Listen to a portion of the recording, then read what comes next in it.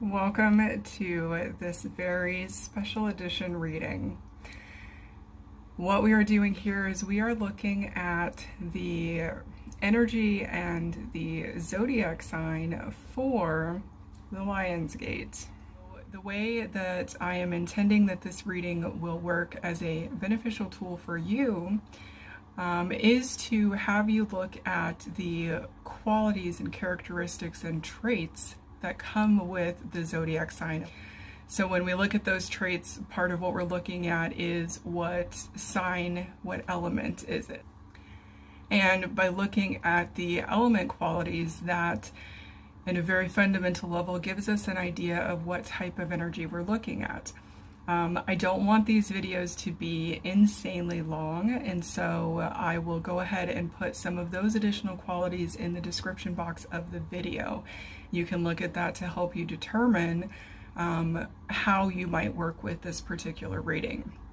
The next thing that I am needing to say is that we contain all 12 zodiac signs within us, and they come out in our lives in different ways.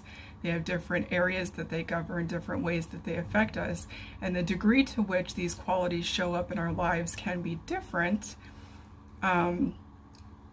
But the beauty of how these readings are going to work is that you are going to be in control and looking at, as this portal opens, as this Lion Gate comes up.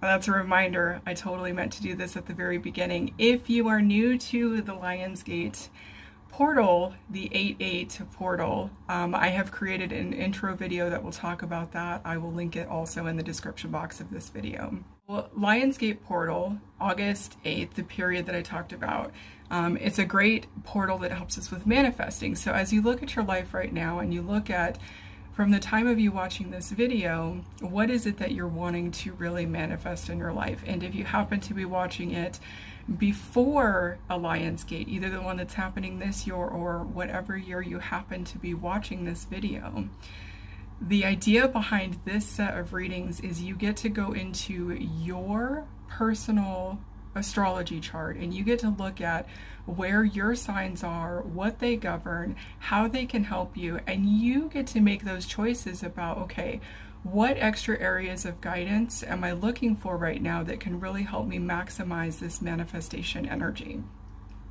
And then you can take the reading, take what resonates, leave what doesn't. As with all readings, all advice, all opinions, it's kind of the same.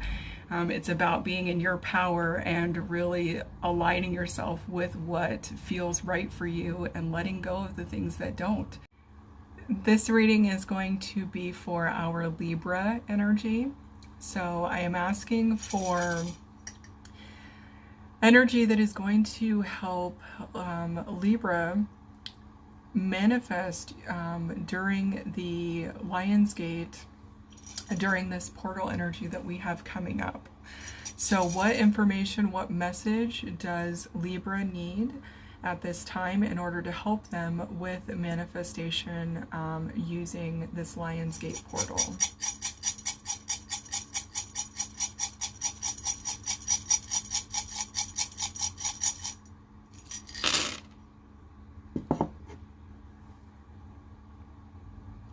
Okay. Oh, Libras. Libras. The first thing that is coming out very loudly to me is, so we've got Nauthis followed by Tiwaz sitting on top of Athala and then ending with Gabo. So what is that? What are these runes telling us right now? They're telling us that there is some sort of need for balance and fairness in order to build a foundation that is equally mutually beneficial for all parties involved. That's what those 4 runes just said to you. So being Libra and your own energy that you are bringing into this about balance, there really is something in this time frame with this manifestation energy, with this portal, that is asking you about up-leveling. It's really, it's a feeling of if these are the things you would normally do in order to achieve this sense of homeostasis in your life, this sense of wellness and being, this really is feeling like an invitation to push it a little bit further, to move it just beyond that boundary of what feels comfortable. So this is an energy of exploration, this is an energy of playfulness, and this is an energy of, as you do this, you are going to be a beacon for so many other people. That really is the line and the sequence that's coming up as I'm looking at this right now. So the next things that are coming through,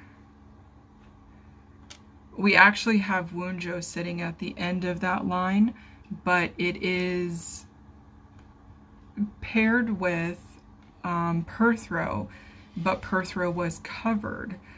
So what does this mean?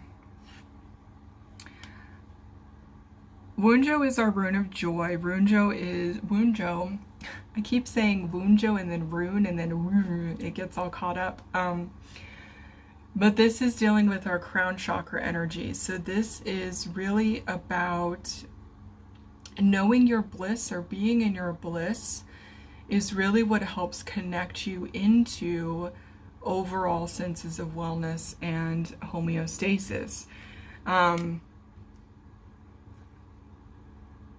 With Perthro is the quantum. So Perthro is about really taking that chance. Perthro is about being open to any possibility, any potential, that all potentials exist, to be open to them. So those were sitting next to each other, and they're actually underpinned by a rune that's on its side. And when they lay on their side like that, it always is a sign of a blind spot. This is energy that from one direction we can easily access it. So situationally, we will understand it, and then in other situations, we will forget it. And in the forgetting, the energy feels different when it interacts with us. So it creates different opportunities or different moments for growth depending on our own association or awareness of this energy. So I actually am, from where I'm sitting, I can't see what the rune is, so I'm gonna pull it real quick. And it actually is Sawelo. So this, did I say earlier at your reading it was about being a beacon? I think that was your reading. But okay. So Libras are all about keeping the peace, right? And we've got that, and it's this sense of judiciousness, this sense of balance and movement and equalness, that all parts and parties are taken care of, respected, and responded to, is very fundamental. And with Sawelo being the energy that's in the blind spot, this really is about having your light completely on and being open, and having it off and being completely removed. So this is feeling like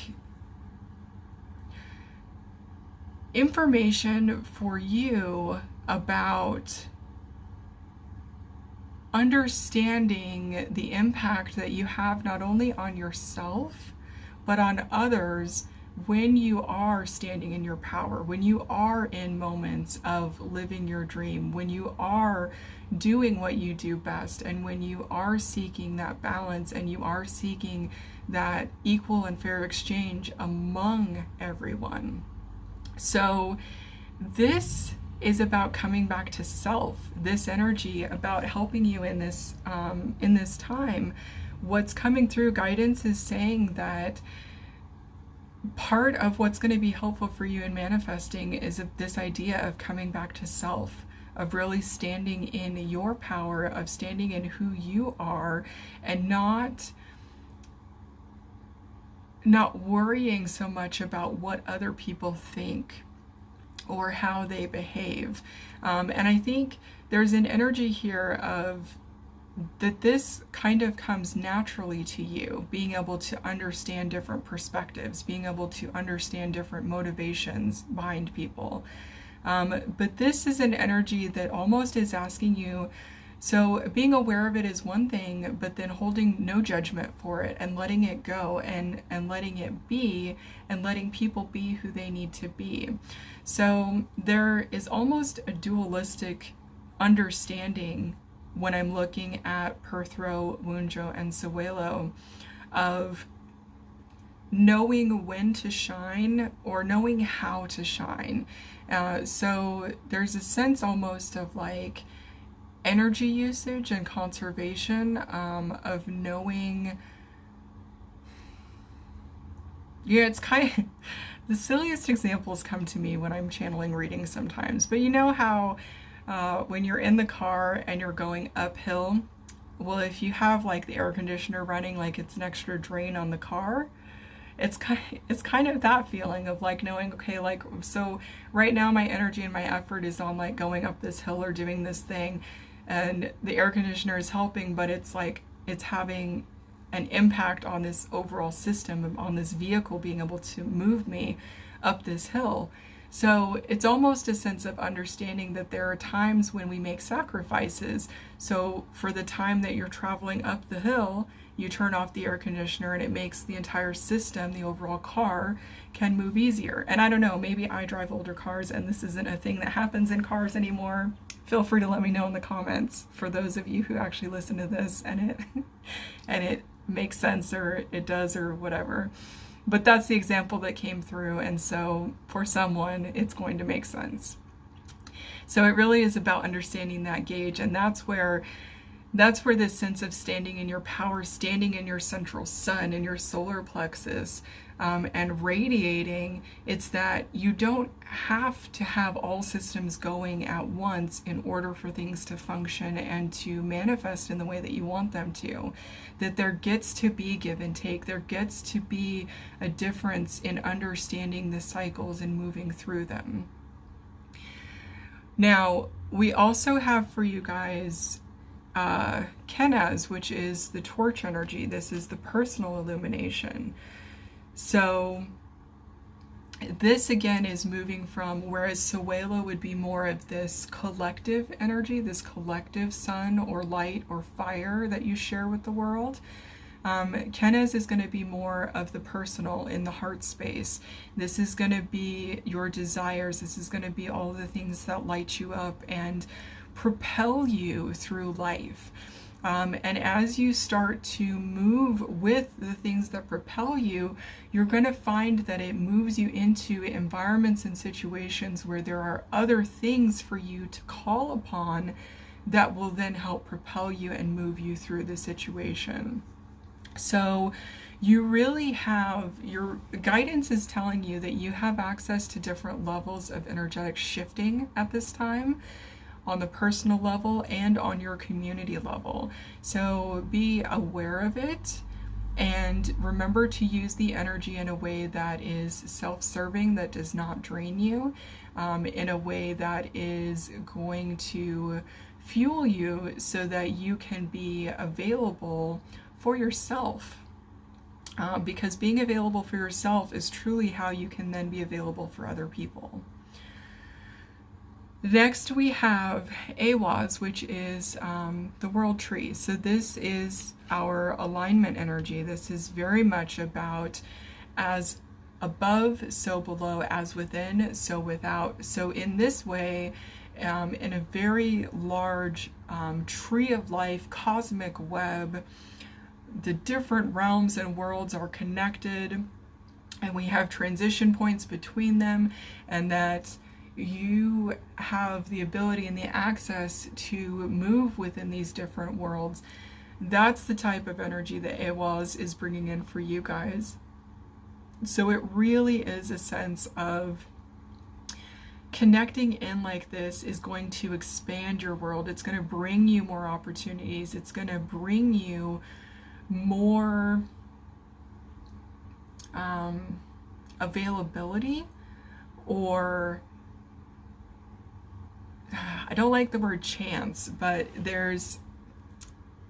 we do have Nauthas and Perthro, which both deal with fate, and so I will say chance, because when we talk about manifesting, the universe, if we're all one, right, and the universe, we are source energy, we are divine energy, then if I'm experiencing myself as an individual, but I am source, and I want to experience this thing, but then another part of self is wanting to experience itself this way, and it wants this thing, the universe has a very good task of orchestrating and timing all of this, right? So that is the kind of sense that's coming through for you, is about that flow and that flexibility. The next rune that we have is Fehu. Fehu is about our resources. So for you in particular, this, what just came through when I moved the rune, actually, channeling is a very interesting experience. But I moved the rune just now, and what came through actually is, don't be afraid to use your resources. Holding on to things and keeping them in a state of stagnation does not allow for growth. It can actually limit the way that you are able to move forward. So for you, this is going to be energy about understanding what things you're going to invest in, what points are going to be, you know, where are you spending your resources, your time, your money, your energy, and not necessarily looking at what is the payback in terms of, well, am I losing or am I gaining, but looking at it in terms of, it's for the experience. So if I engage in this thing, I'm giving and I'm sharing resources, but then I also am receiving. So it's very much, the Fehu energy for you guys, Libra, is very much about understanding the movement of it, and what it feels like to be sitting and moving in those moments that are not the moments of completeness, like the Zen moments, the moments that Wunjo brings us with joy and completeness. So that is very interesting. I don't think I've had that come through with Fehu before. So there you go. We have one final rune for you guys, and that rune is Hagalaz. So Hagalaz is our hail energy, and Hagalaz is usually an indication for me of some sort of conflict, imbalance, stuck energy between our head and our heart. And this is, with it being partially covered, it speaks to an understanding that, again, flow. Ice normally would be it would stay, but hail, the air moves it, and so it then becomes a force that has flow and movement, but it is destructive movement, right? When hailstorms come, people are not running out into them to like have a joyous moment. They're not, when a hailstorm starts, they're not looking at it going, man, I don't think that, you know, well, I'll put it this way. When a hailstorm comes, oftentimes it's a moment of like, what's going to be damaged? What kind of insurance claims am I going to have to file after the damage has happened? These kind of things. So hail is an energy that forces us to move. It's an energy that changes things. And the challenge and the benefit of this is that it can be painful, right? When the change happens, when the destruction, when things are being cleared out, it can be painful. We can have losses. We can feel detriment. We can feel lack. But we have to understand too that anytime something is cleared, it creates space for new. And when hail stops, once hail falls and things begin to warm, it turns into water, which then nourishes. And water is our emotion body. So this is about clearing out emotional patterns. This is about nurturing us in the things that we need and the things that satisfy us and fulfill us on an emotional level. And when we do that, when we are emotionally satisfied, we can show up so much more powerfully for ourselves and for others.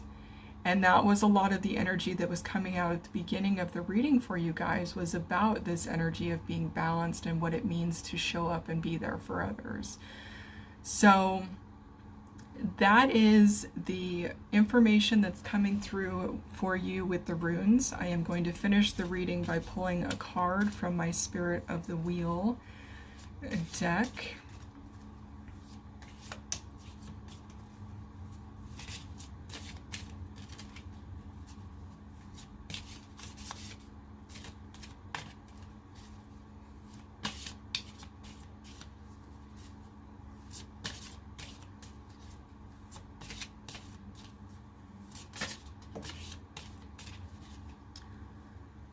And I do them when they flip. You guys actually got 2 cards that came out.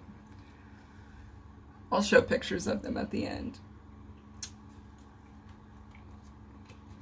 So the one that came out facing was Rest and Cleansing Moon, which is about balanced relationships, self-expression, and boundaries.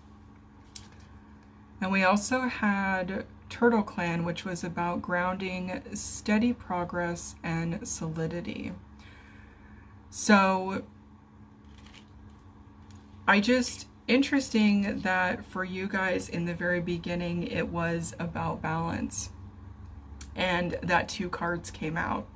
A lot of times, and especially when we think about Libra and the scales, we think about balance in terms of the platforms, right? And keeping things on a single level playing field. Of the readings I've done, only 1 card has come out so far. So this duality is part of what's going to be important for you guys, understanding how this duality works in your life. But that is what is coming through, and I've got some feelings, and so I'm hanging out for a bit to see if those feelings are part of the message, because I don't necessarily feel like the cards are confirmation about the message that was coming through with the runes, but it doesn't mean, it's just if there's confirmation, I like to circle back around and kind of try to tie it in together, but I also don't feel like this is contradictory information. So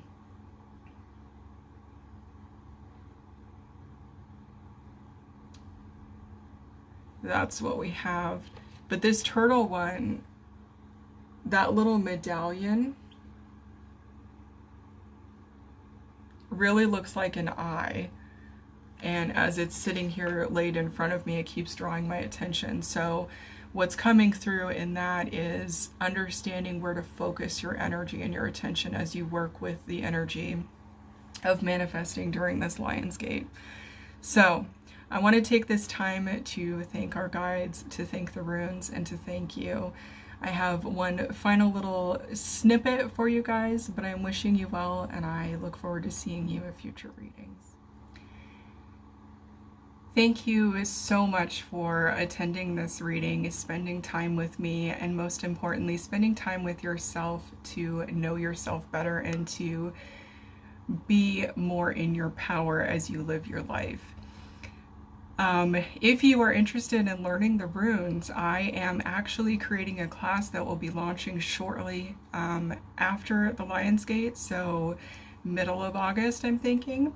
I have an email list set up. If you are interested in that, sign up for the email list. Link will be in the description box, and that will give you all the information you need in order to be able to participate.